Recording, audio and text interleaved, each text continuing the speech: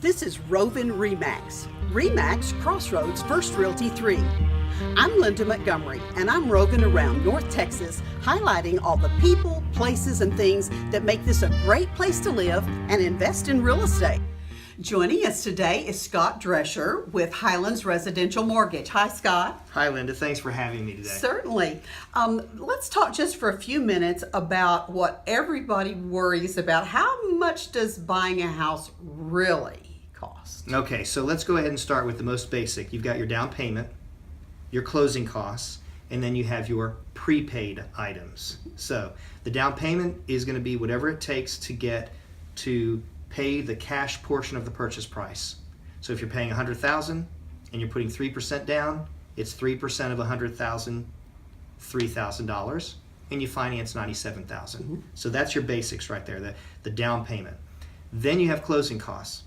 There are lender costs, and then there are all kinds of third-party costs like appraisal and title companies' fees and recording fees. And so I tell people, expect it to be somewhere around $2,700 or so dollars, not including points, because points are what you pay or receive from the lender to get the rate you're going to get. So those are separate. So you've got your closing costs that are the fixed costs that you have to pay to buy a house.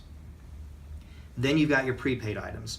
Prepaid items would be those things that you prepay for your housing expenses in advance at closing. They're your ongoing housing expenses, unlike the closing costs that are one-time expenses. So the prepaid items would include interest to the end of the month, property insurance for a year, and then starting your escrows if you have an escrow account, which most people do because you can't earn really anything today with a savings account by using it yourself. So your escrows would be, let's just call it 2 or 3 months each of property taxes and insurance that go in to start your escrow account.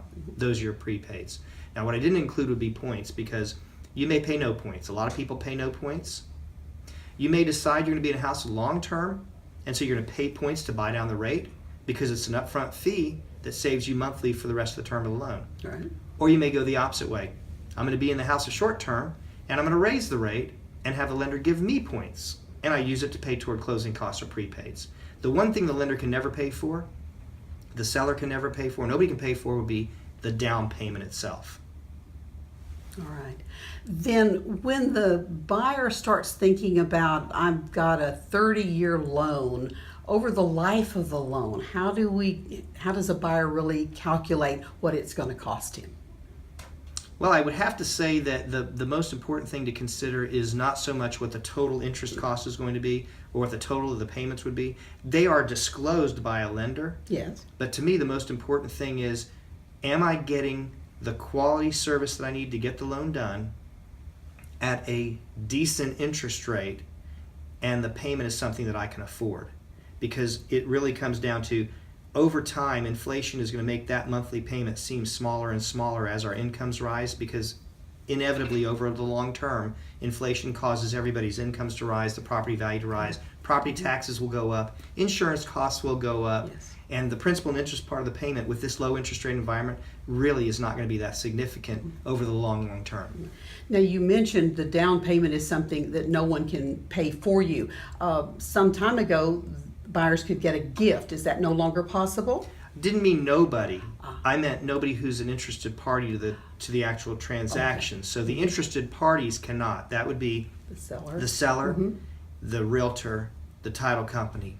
Now the lender can, because it's a part of negotiating the points and fees and stuff, but even then, the down payment is sacrosanct. The only way that a lender can contribute toward the down payment is through a down payment assistance program that we've discussed in another video at another time. That's the only way that the lender can actually contribute the down payment, is in a down payment assistance program. All right. So they still can get gift letters and things like that for down payment? Can still get a gift from parents, grandparents, sister, brother, children. No cousins, no aunts or uncles. No aunts or uncles. Wonderful. Well, thank you so much. That is so illuminating, but we, of course, encourage you to get your own advice from your own lender. Thank you, Scott, for being with us again today. You're welcome.